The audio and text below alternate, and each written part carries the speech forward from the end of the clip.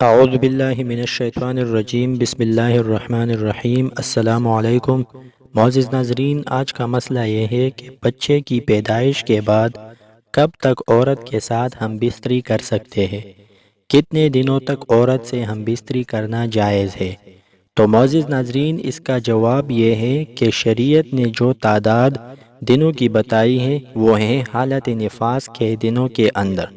اگر آپ عورت کے ساتھ ہم بستری کرنا چاہتے ہیں تو آپ کو چاہیے کہ آپ بچے کی پیدائش کے بعد 40 دن تک عورت کے قریب بالکل نہ جائیں۔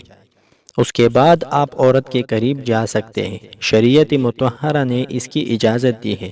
ہاں، اگر آپ کی بیوی کو کوئی طبی مسئلہ ہے، کوئی طبی پریشانی ہے، کوئی ڈاکٹری مسئلہ ہے تو وہ آپ پر منحصر ہے۔ ڈاکٹروں نے اگر کچھ بتایا ہو تو اس کے اوپر آپ عمل کر سکتے ہیں، لیکن شریعت مطہرہ نے مرد کو جو حکم دیا ہے رکنے کا وہ 40 دن ہے، یعنی نفاس کے بعد عورت کے ساتھ غسل کرنے کے بعد جماع کرنا، ہم بستری کرنا بالکل جائز ہے، اس میں کوئی حرج نہیں ہے۔